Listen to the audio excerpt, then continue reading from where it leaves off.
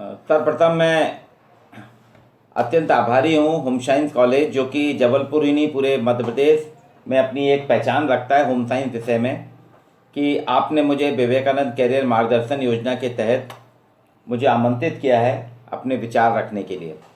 आज का विषय है अच्छा कैरियर कैसे बनाएं। ये आज एक महत्वपूर्ण विषय हो गया है कि वास्तव में कैरियर हमें कैसे बनाना चाहिए। कैरियर के लिए कहीं ना कहीं कुछ ना कुछ जिम्मेदारियां व्यक्तिगत भी होती हैं, परिवार की भी होती हैं और शिक्षण संस्थानों की भी होती हैं।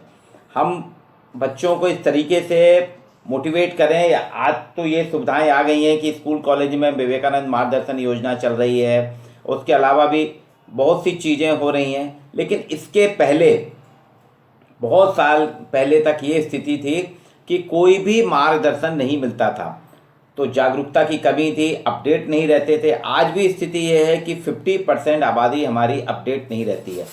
हम कैरियर बनाने के लिए प्रति उतने ज़्यादा चिंतित नहीं रहते हैं। कैरियर बनाने के लिए हमारी उतनी ज़्यादा वो नहीं रहती है, कोई प्लानिंग नहीं रहती, कोई योजना नहीं रहती। बिना किसी योजना के एक भेड़ चाल जो कहलाती है, उस भेड़ चाल में हम आगे बढ़ते जाते हैं। तो एक अच्छा कैरियर बनाने में आपने खुद देखा होगा कि अगर आपकी क्लास में 50 बच्चे हैं, ग्रेजुएशन के बाद अगर 50 बच्चे निकलते हैं, 50 में से 10 को तो बहुत अच्छी जॉब मिल जाती है, बहुत अच्छा कैरियर बन जाता है। 20-25 कुछ मिडिल लाइन के रहते हैं, जो कि जॉब मिला फिर छोड़ा, फिर आगे बढ़े, फिर दूसरी जॉब मिली है, मतलब उनके साथ में एक निश्चितता नहीं रहती। और बाकी करीब 50% जो हैं वो छात्राएं ऐसी हैं या छात्र ऐसे रहते हैं जिनके पास कोई मार्गदर्शन नहीं होता, तो वो भटकते रहते हैं और अंततः उनको ये होता है कि अच्छा कैरियर नहीं बन पाता। उस एक अच्छा कैरियर ना बनने से उनमें एक फ्रस्ट्रेशन भी आता है, हीन भावना भी आती है। तो कैरियर बनाने में सबसे बड़ा योगदान अगर आप सोचते हैं कि आपके पेरेंट्स का या शिक्षण संस्थानों का है, उससे भी बड़ा कैरियर आप में अपने आप में खुद में है। मैं यहाँ 5 चीज़ें आपको बताऊंगा कि कैरियर बनाने के लिए 5 चीज़ें बहुत ज़रूरी हैं, जिसको एक फार्मूले के रूप में आप ले सकते हैं। HIFIR। एच से होता है हॉबी, आपकी अपनी खुद की रुचि होना चाहिए। बिना रुचि के अगर आपके पास अपनी कोई हॉबी नहीं है तो आप अपना कैरियर नहीं चुन सकते। आपने देखा होगा बहुत से लोग पढ़ते हैं साइंस और चले जाते हैं जर्नलिज्म या आर्ट्स में। IAS और UPSC के एग्ज़ाम में या MPPSC के एग्ज़ाम में आपने देखा होगा साइंस के इंजीनियर के बच्चे रहते हैं, बनाते हैं अपना कैरियर, ग्रेजुएशन बनते हैं, ग्रेजुएशन होती है उनकी इंजीनियरिंग में या मेडिकल में, लेकिन चुनते हैं वो एडमिनिस्ट्रेटिव प्रशासनिक सर्विसें। तो ये एक उनका रुचि रहती है कि हमको प्रशासनिक में जाना है, लेकिन चूंकि इंजीनियरिंग का दौर है, भेड़ चाल में इंजीनियरिंग बन जाते हैं, लेकिन बाद में अपने आप को करियर में कन्वर्ट करते हैं। तो कुछ लोग 1% ही इसमें सफल हो पाते हैं, बाकी 99% फेल हो जाते हैं। तो बिना हॉबी के, बिना अपनी पसंद के अगर आपने किसी भी कैरियर को चुन लिया, आपकी फ्रेंड हो सकता है बहुत अच्छी पेंटिंग करती है, उस पेंटिंग में वो आगे बढ़ रही है, उसने अपना कैरियर पेंटिंग को चुना, पर आपकी फोटोग्राफी अच्छी है, आपकी पेंटिंग अच्छी नहीं है, तो आपको फोटोग्राफी में जाना चाहिए, आपको अपनी रुचि फोटोग्राफी में होना चाहिए, फोटोग्राफी के हिसाब से चलें। लेकिन आपने किसको चुन लिया? अपनी फ्रेंड्स की पेंटिंग को, तो आपको उतनी सक्सेस नहीं मिलेगी। दूसरी चीज़, एक हमने देखा अभी पिछले 20-25 साल से एक हमारे यहाँ पूरे उसमें एजुकेशन सिस्टम में भेड़ चाल चल रही है। आपने देखा होगा भेड़ों का झुंड चलता तो एक के पीछे सारी भेड़ चलती जाती हैं, फिर वो डाइवर्ट नहीं होती एक लाइन से। या जानवरों को आपने देखा होगा सड़क पार करते हैं जब जानवर, तो बिल्कुल चलते जाते हैं, आगे पीछे कुछ नहीं देखते कि ट्रैफिक खराब है, गड्ढा है क्या, वो एक लाइन में चलते जाते हैं। ठीक यही स्थिति हमारे यहाँ हो गई है कि 12th में जब हम आते हैं, 10वीं के बाद सब्जेक्ट लेना पड़ता है, 10th के बाद जब सब्जेक्ट लेते हैं तो उस सब्जेक्ट में क्या होता है कि हमने देखा कि हमारे फ्रेंड्स ने साइंस लिया तो हम भी साइंस लेंगे, जबकि हमारी रुचि आर्ट्स में है, तो भेड़ चाल में हम चलते हैं। इसी तरह से आपने देखा होगा कि इंजीनियरिंग लाइन में बहुत ज़्यादा स्कोप होने के कारण जो देखो वो बच्चा कंप्यूटर इंजीनियर बनना चाह रहा, उतनी जॉब नहीं है। कंप्यूटर इंजीनियरिंग में सब चले जा रहे हैं, मेडिकल में चले जा रहे हैं, अभी बीच में दौर चला था कि लॉ में सब जिसको देखो वो लॉ कर रहा है, ग्रेजुएशन कर लिया, पोस्ट ग्रेजुएशन कर लिया, उसके बाद लॉ कर रहा। तो आपकी रुचि के अनुरूप अगर आप विषय नहीं चुनते हैं तो बाद में आपको करियर में प्रॉब्लम होगी। फिर तीसरा है एफ का मतलब होता है फ्यूचर। आपको जो भी विषय आप चुन रहे हैं, जिसमें आप अपना व्यवसाय करना चाहते हैं, एक पेशा बनाना चाहते हैं, अपनी आजीविका मिशन बनाना चाहते हैं, उसके लिए आपको जीवन यात्रा जो आप तय कर रहे हैं, उस जीवन यात्रा के लिए आपको अपना फ्यूचर भविष्य भी तय करना होगा। आपको तय करना होगा कि अभी के वर्तमान समय में इसकी उपयोगिता है, प्रासंगिकता है, लेकिन आने वाले 15-20 साल में कितना उपयोगी होगा वो हम नहीं देखते। तो फ्यूचर की अगर प्लानिंग नहीं करेंगे तो आपको आगे आने वाले दिनों में प्रॉब्लम होगी। दूसरा एक होता है इसके बाद, एफ के बाद होता है आई यानी इंस्टीट्यूशन। हम हमेशा इंस्टीट्यूशन चुनने में गड़बड़ी करते हैं। कुछ बिल्डिंगें बहुत बड़ी बड़ी होती हैं, बहुत बड़े बड़े बिल्डिंग होते हैं, तो उनमें हम तत्काल लेते हैं कि बिल्डिंग देख के हम एडमिशन ले लेते हैं, पर पता चला उस बिल्डिंग में व्यवस्था तो ठीक है लेकिन पढ़ाने वाले टीचर या फैकल्टी नहीं है। जैसे शहर में आपने देखा होगा कि बहुत से बड़े बड़े प्राइवेट इंस्टीट्यूशन, मैं प्राइवेट इंस्टीट्यूशन की बुराई नहीं कर रहा, पर आप देखें उनकी बिल्डिंग बहुत अच्छी होती है, बिल्डिंग और बहुत अच्छा रहता है, इंफ्रास्ट्रक्चर बहुत अच्छा, उनके आप एंटर करेंगे तो आपको प्रवेश करते से ही आपका स्वागत सत्कार बहुत अच्छा होता है। लेकिन क्लासरूम उनके जीरो रहते हैं, क्लासरूम में उनके यहाँ कोई व्यवस्था ही नहीं रहती, उतने अच्छे फैकल्टी नहीं रहती, वो फैकल्टी नहीं रहते।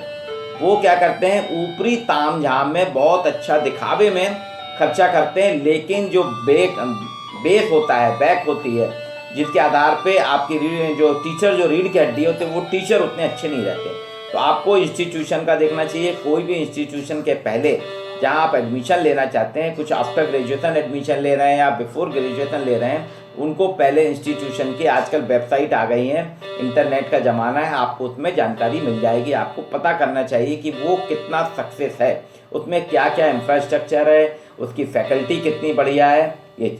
फिर इसके बाद अगला है, पांचवा जो लेटर है वो आर, HIFIR में आर आता है। आर का होता है रोल मॉडल।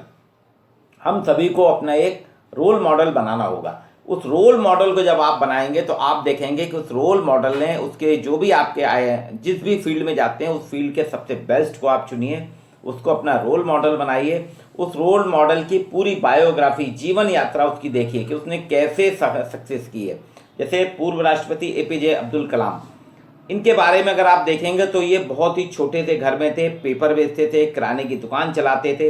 लेकिन देखिए, पेपर बेचते, डिलीवरी बॉय के रूप में थे, पेपर बेचते थे, किराने की दुकान में काम करते थे, लेकिन उनका लगन उनकी बहुत ज़्यादा थी। वो अपने हिसाब से, उनको साइंस में उनका रुचि थी तो उन्हें साइंस ही चुनी।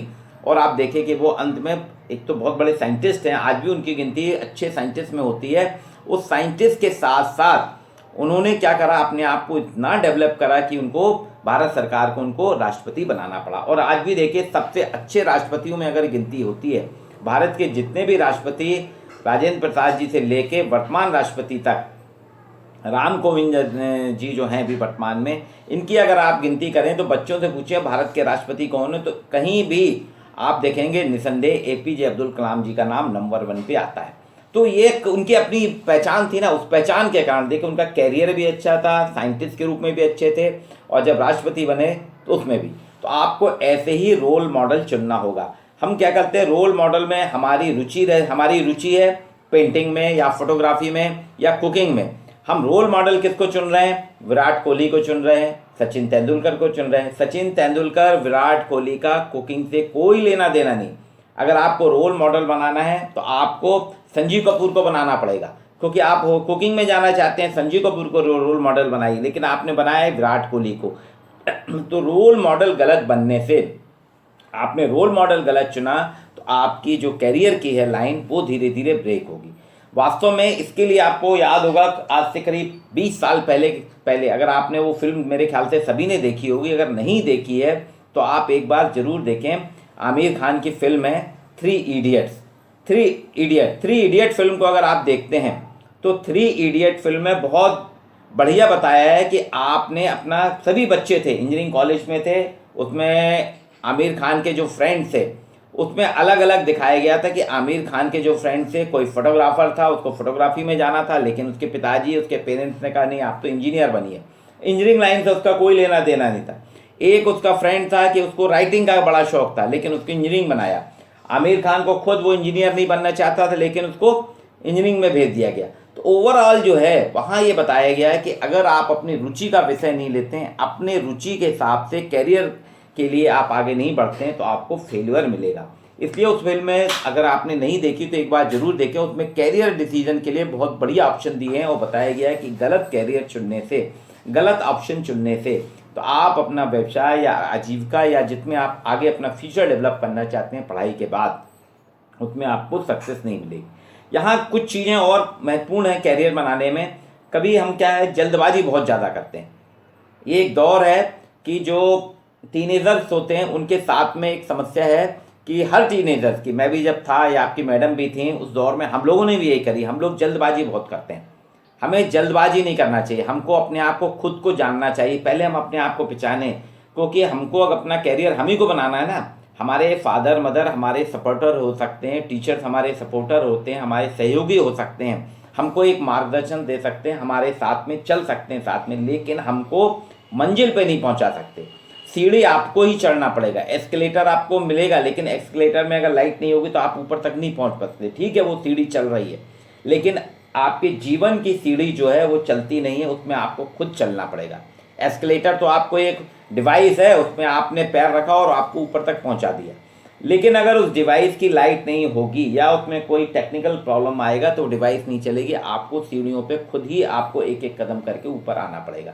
तो इसी तरह से आप मान के चलिए कि आपके फादर मदर, आपके पेरेंट्स, आपके स्कूल के टीचर, कॉलेज के टीचर, ये जितने भी हैं, ये एक तरीके से आपको एक सपोर्टर के रूप में, एक फैसिलिटेटर्स के रूप में, सहायक के रूप में हैं। ये आपके लिए एक सीढ़ी दे रहे हैं जिसमें कि आपको, उसमें आप पैर रख के ऊपर पहुँच रहे हैं, लेकिन उसमें आप जल्दी पहुँच जाएंगे लेकिन आपको सक्सेस नहीं मिलेगी। लेकिन एक एक स्टेप रख के आप ऊपर आएंगे तो आप देखेंगे कि आप काफ़ी सक्सेस होंगे। इसलिए जल्दबाजी बिल्कुल ना करें, अपना दिमाग बिल्कुल खुला रखें।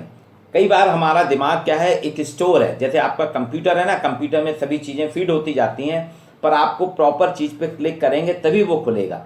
तो दिमाग को खुला रखें। ओपन माइंड से आप जब करेंगे, खुले दिमाग से जब आप अध्ययन करेंगे, आपको देखना होगा बहुत से हमारे चारों तरफ कई ऑप्शन हैं, कई दिशाएं हैं, लेकिन सही ऑप्शन ही हमको चुनना पड़ेगा। तो सही ऑप्शन चुनने में, जैसे आप बाजार जाते हैं सब्जी खरीदने, सब्जी मंडी में ढेरों सब्जियां रहती हैं, हम किसी को भी नहीं चुन लेते हैं, हम उसमें से अच्छी सब्जी ही चुनते हैं। टमाटर के ठेले में से अच्छे टमाटर लेते हैं। अगर आपने टमाटर के ठेले में से अच्छे टमाटर नहीं चुने, अगर 2-4 आपके सड़े टमाटर आ गए या ख़राब टमाटर आपके साथ आ गए, तो वो आपकी सब्जी के जो 1 किलो टमाटर थे वो 2 दिन में ही ख़राब कर देंगे। इसलिए हमको जल्दबाजी नहीं रखना चाहिए। खुले दिमाग से हम करें तो अच्छा चुनें।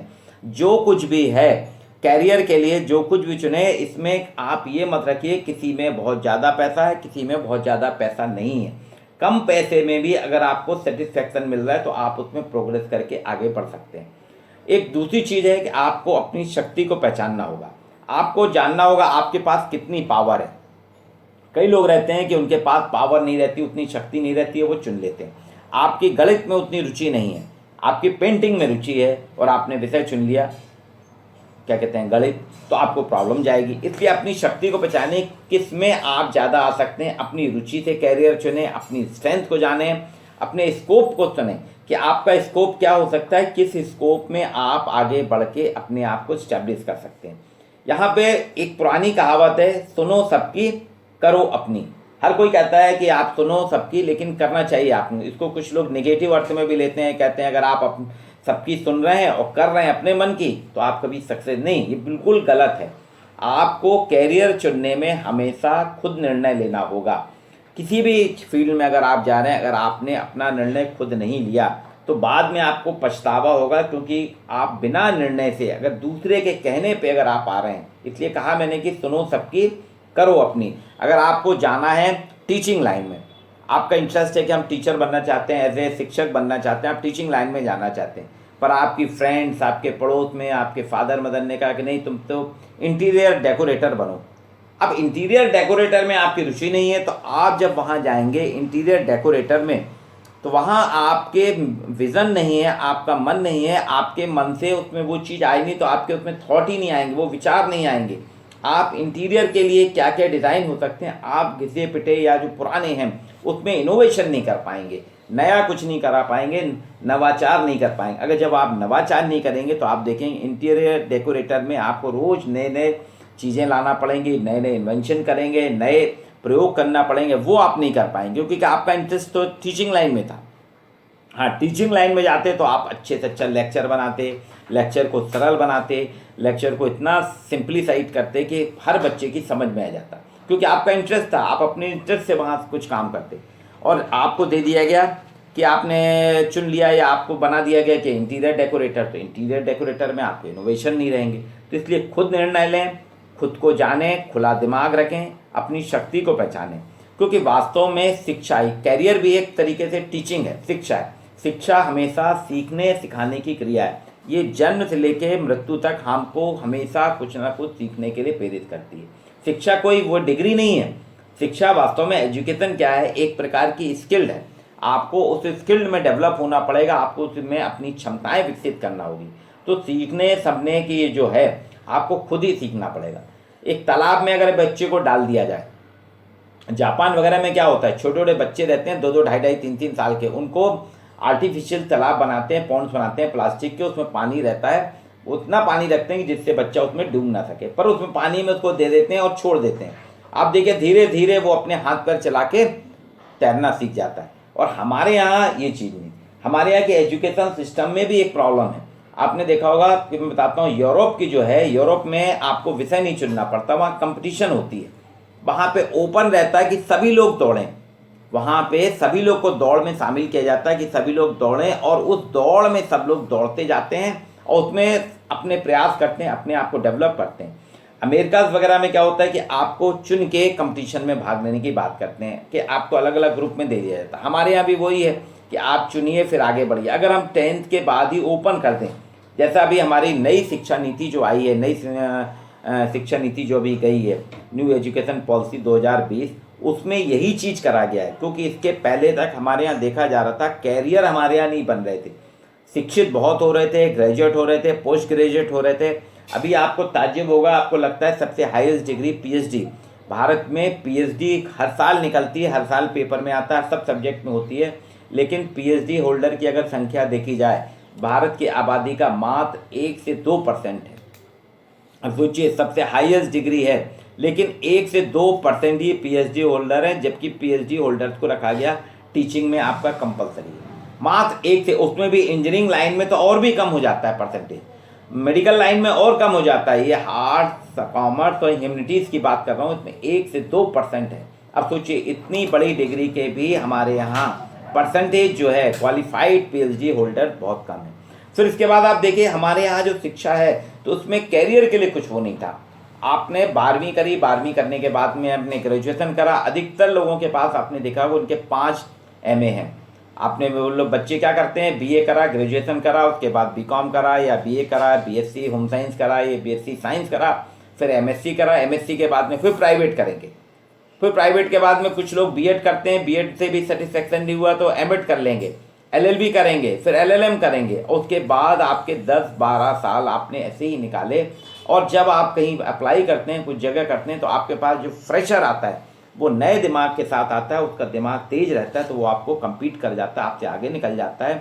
दूसरी चीज़, कई जगह ऐसा होता है कि आप ओवर एज हो जाते हैं, आप बाहर, क्योंकि आपने चुना नहीं, आपने कहा कि हम ये डिग्री ले रहे हैं, वो डिग्री ले रहे हैं, हम सब चीज़ लेने के चक्कर में, जैसे आपने देखा होगा ना, पार्टीज वगैरह में क्या होता है कि कई प्रकार के व्यंजन रखे रहते हैं, लेकिन हम अपनी रुचि से नहीं लेते। हमने देखा कि वो उसकी डिज़ाइन अच्छी दिख रही है, बहुत सुंदर दिख रहा है, रसगुल्ला भी अच्छा दिख रहा है, दही बड़े भी अच्छे दिख रहे हैं, आपने सभी चीज़ें अपनी प्लेट में रख ली, पर इंटरेस्ट आपका दही बड़े में नहीं था, आपका इंटरेस्ट था रसगुल्ले में। तो आप देखेंगे, आप बेमन से खाते हैं तो कहीं ना कहीं आपको नुकसान होता है। इसी प्रकार से जीवन की जितनी भी हमारी डिशेस हैं, बहुत सारी डिशेस हैं हमारे यहाँ कैरियर के लिए, हम सभी को चुन लेते हैं, और बाद में एक प्रॉपर डिश हमको नहीं मिलती, तो हमको डिससेटिस्फैक्शन होना पड़ता है।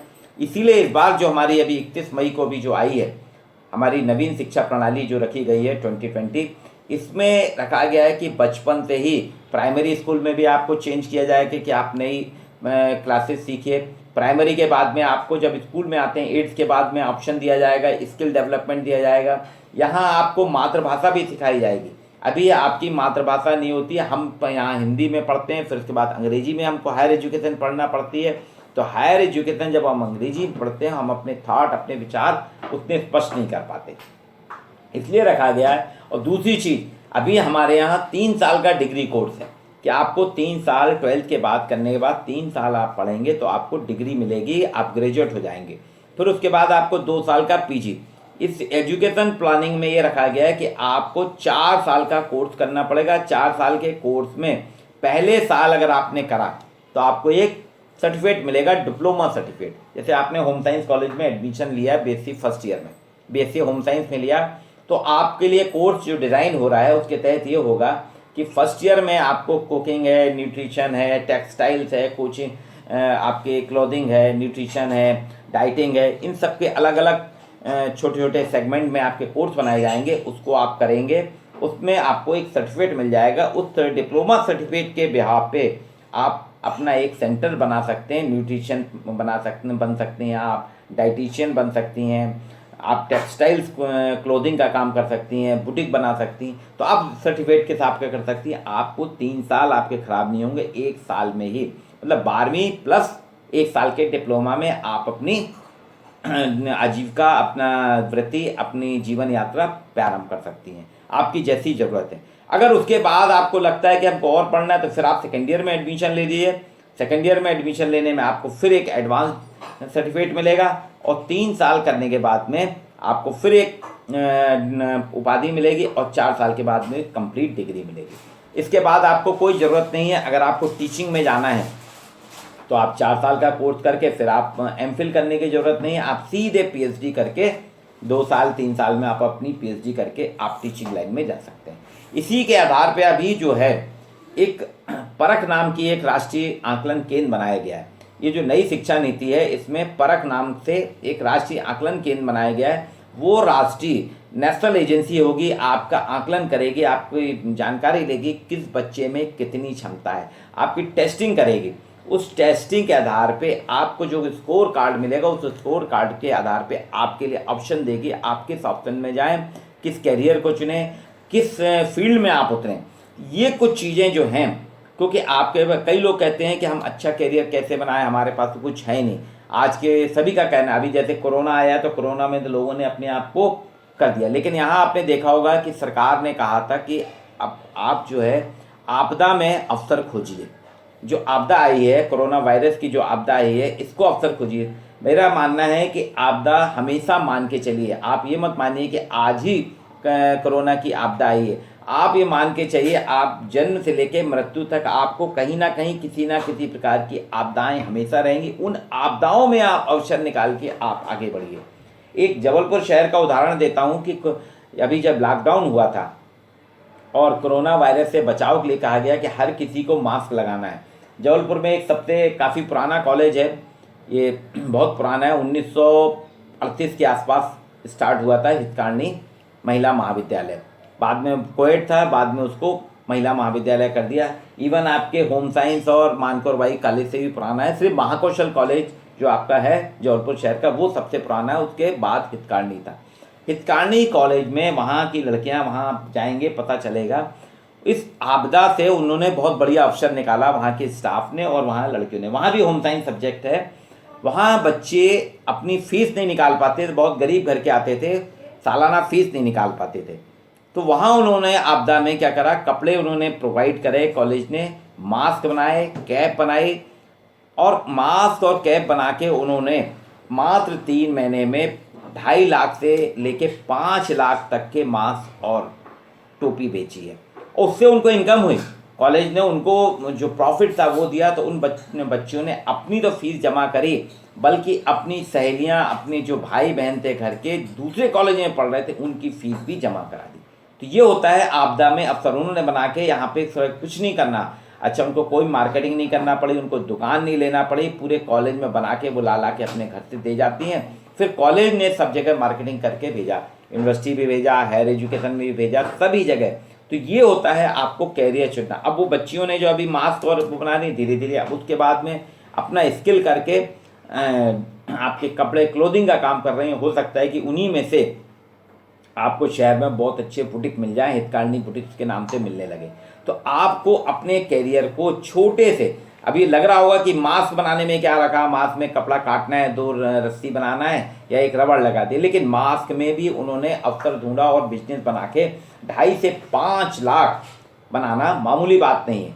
अच्छे कंपनी वाले ने, आपको जान के ताज्जुब होगा कि पतंजलि वाले जो हैं पतंजलि स्टोर्स और शहर के कई स्टोर जो हैं वो हितकार्नी से मास्क लेके जा रहे हैं और उसको सेल कर रहे हैं, क्योंकि इतनी जल्दी बन नहीं सकते ना, कौन बनाएगा। उन लड़कियों ने 3 महीने में बना डाले और वो सभी दुकानों में मिल रहे हैं। तो हमको हमेशा कैरियर के लिए उनकी रुचि थी, उन्होंने अपना इंटरेस्ट था, खुद को जानिए।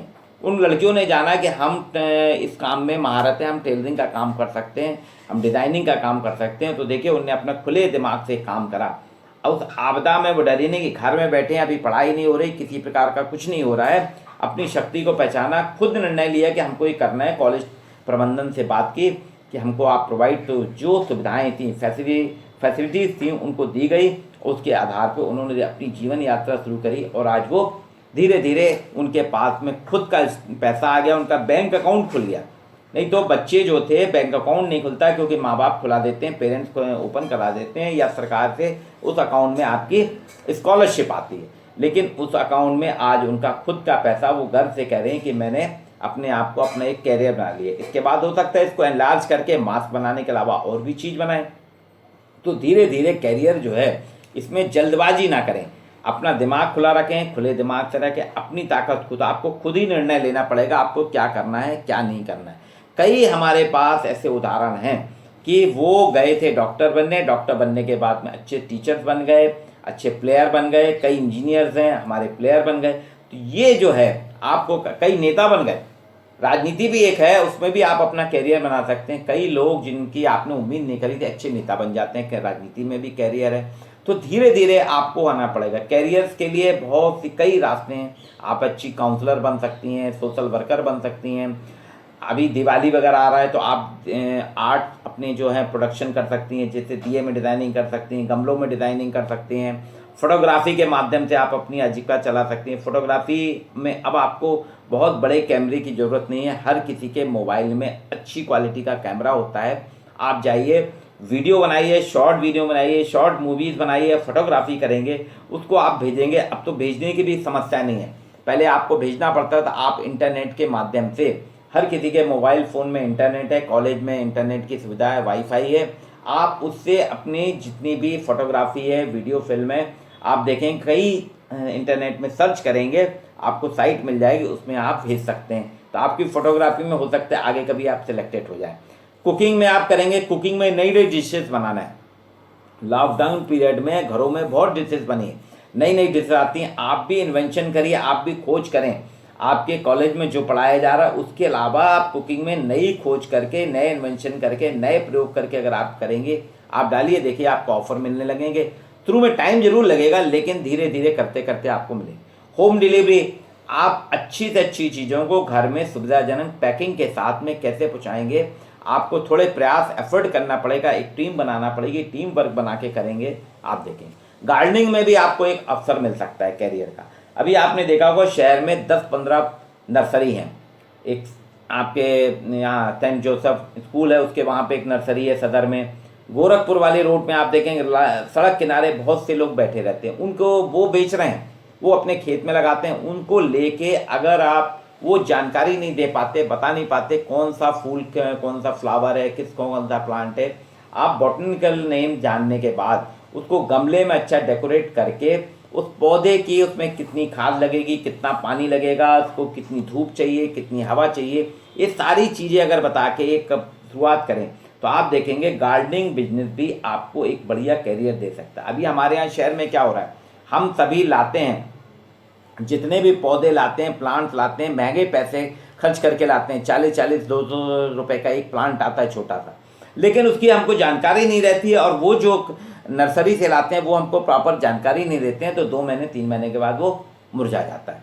तो आप अगर उनको जानकारी देंगे शहर में, तो ये एक बहुत बढ़िया कैरियर है। तो कैरियर के लिए, कैरियर और जो आपकी हायर एजुकेशन जो अभी नई पॉलिसी बनाई है, शिक्षा नीति बनाई, उस शिक्षा नीति में ये सारी चीज़ें स्कूल से ही ट्रेनिंग डिप्लोमा आपको दिया जाएगा, आपको स्किल डेवलपमेंट की बात की जाएगी। हाँ, ये है कि हम 70 साल में हमको वो मौका नहीं मिला, लेकिन हमारे बाद जो आने वाली पीढ़ी है उसको ये सारी चीज़ें मिल रही हैं, तो उसको ये करा जाएगा। तो उच्च शिक्षा जो नई भारत सरकार ने जो करी है, उच्च शिक्षा के लिए भी वो नई एजुकेशन पॉलिसी है, स्कूल के लिए भी है, प्राइमरी स्कूल के लिए भी है। इसमें हमको कहीं ना कहीं कुछ ना कुछ चीज़ें हमको नई नई सिखाई जाएंगी, और इन्हीं नई सिखाने के साथ में आपको इसके बाद भी, अभी आप देख रहे होंगे कि अभी ना तो हम लोग, ना टीचर ही उतने अपडेट हैं, ना ही स्टूडेंट अपडेट है, क्योंकि हमारे पास भी सरकारी काम भी रहता है, सरकारी काम के साथ साथ हम अपने उसमें रहते हैं। लेकिन इंटरनेट में इतनी सारी जानकारियाँ हैं, ख़ास तौर से यूथ को मैं कहूँगा कि इंटरनेट का प्रयोग हम जो करते हैं वो सिर्फ हम क्या करते हैं, हर किसी का अपना फेसबुक अकाउंट है, हर किसी का अपना व्हाट्सएप है, हर किसी का मैसेंजर है, तो इसमें हम सिर्फ गुड मॉर्निंग और शाम को गुड नाइट और कुछ फ़ोटो शेयरिंग का काम करते हैं। जो हमारे पास डेटा आता है, हमारे पास जो मैसेज आता है, उसको हम फॉरवर्ड करने का काम करते हैं। लेकिन इसके अलावा इंटरनेट का अगर हम प्रयोग अपने एजुकेशनल या कैरियर डेवलपमेंट के लिए करें, उसमें अगर हम इंटरेस्ट लें, अगर हम वहाँ जाने का प्रयास करें, तो आप देखेंगे इंटरनेट में इतना भंडार है कि आपको किसी के सहारे की ज़रूरत नहीं है। इंटरनेट के माध्यम से लेकिन हम करते ही नहीं, हम इंटरनेट का प्रयोग अपने कैरियर की जानकारी के लिए करते ही नहीं।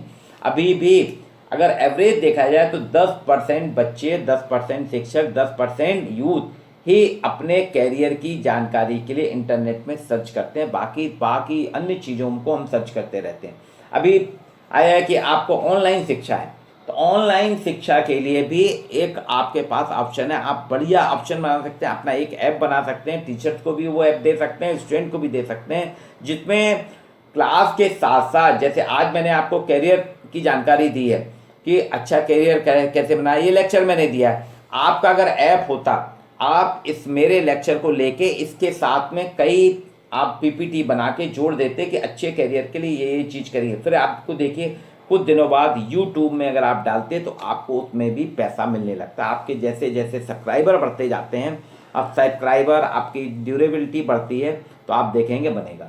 तो ये सारी चीज़ें इंटरनेट का हम प्रयोग ही नहीं कर रहे कैरियर की जानकारी के लिए।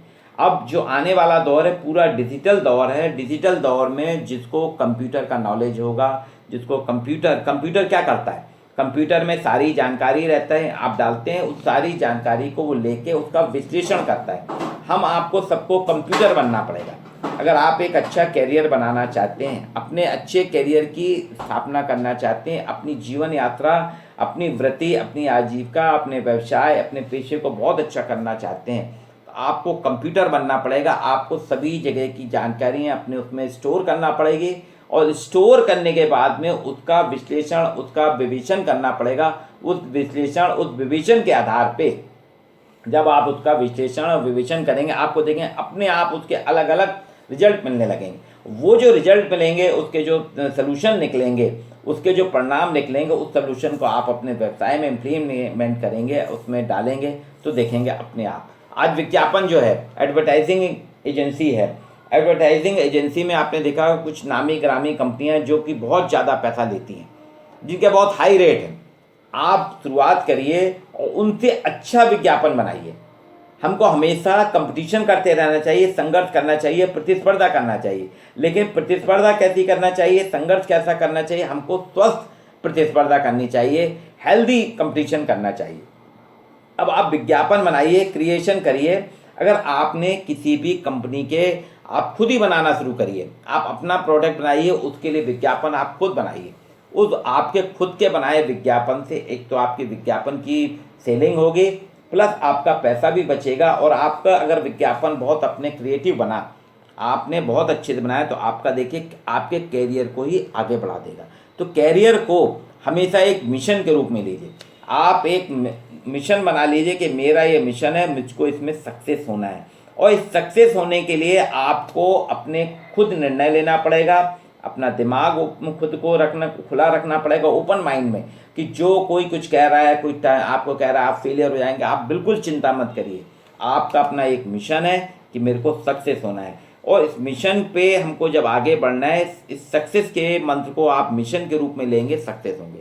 आपने देखा होगा बल्ब, आजकल तो एलईडी का ज़माना है, पहले जो बल्ब था, बल्ब का आविष्कार किया था, टंगस्टन धातु उसमें लगती है, उसमें होता है। तो बल्ब के उसमें आविष्कारक ने जो बना रहा था, वो टंगस्टन का जो तार जो रहता है ना, 3 तार रहते हैं ऐसे मिले हुए, वो जल जाते थे, हीट पाते थे, जल जाते। लेकिन 100 साल के बाद भी, 100 बार लगातार, 100 साल नहीं, 100 बार फेल होने के बाद भी लगा रहा हो, और देखिए सक्सेस हो गया। इसी तरह से आपने देखा होगा कई क्रिकेटर जो हैं फेल हो जाते हैं लेकिन बाद में सक्सेस हो जाते हैं। कई राइटर्स जो हैं वो फेल हो जाते हैं लेकिन सक्सेस हो जाते हैं। एक रेडियो अनाउंसर थे अमीन सयानी और दूसरे अमिताभ बच्चन, इनको आकाशवाणी ऑल इंडिया रेडियो ने रिजेक्ट कर दिया था कि आपकी वॉइस अच्छी नहीं है, आपकी आवाज़ अच्छी नहीं है। लेकिन अमीन सयानी रेडियो सिलोन में बाद में गया और सबसे ज़्यादा सक्सेस अगर आपके हैं अनाउंसर, अब तो उम्र हो गई इसलिए नहीं करते, लेकिन सबसे बड़े अनाउंसर के रूप में और सबसे विख्यात अनाउंसर के रूप में अमीन सयानी जाने जाते हैं। इसलिए अमिताभ बच्चन की आवाज़ देखिए, अभी आपके मोबाइल फ़ोन में आप किसी को फ़ोन लगाते हैं तो पहले वो कोरोना की बात करेगा कि अभी बीमारी गई नहीं है, ढिलाई मत करिए, मतलब आधा मिनट अमिताभ बच्चन की आवाज़ आपको सुनना पड़ती है। तो ये आवाज़ में भी एक जादू है, आवाज़ भी आपको एक कैरियर बना सकती है। किसी ने सोचा नहीं होगा कि आपकी आवाज़ से भी कैरियर बनेगा। कई लोगों को आपने देखा होगा कि जिनके पास में, कई लोग कहते हैं ना बड़ी डिग्री की ज़रूरत नहीं है। कई मैंने कंप्यूटर वाले या आपके शहर में जो हैं वो कंप्यूटर पे जो काम करते हैं वो कोई बहुत गहरे, उन्हें किसी कंप्यूटर BCA MCA कुछ भी नहीं करा है, लेकिन अच्छी PPT बना लेते हैं, कंप्यूटर में अच्छी डिज़ाइनिंग कर लेते हैं। आप देखेंगे जो कंप्यूटर में काम कर रहे हैं वो सिंपल है, कोई ज़्यादा पढ़ाई नहीं है, लेकिन वो सीख के उन्हें इतना अच्छा करा है कि अपना बिजनेस कर रहे हैं। कई आर्ट्स क्राफ्ट करते हैं, कई आदिवासी महिलाएं देखिए बढ़िया पेंटिंग करती हैं। हाँ, उनकी मार्केटिंग नहीं हो पाती, वो अपनी आजीविका का विजन नहीं बना पाती, लेकिन वो सक्सेस होते जा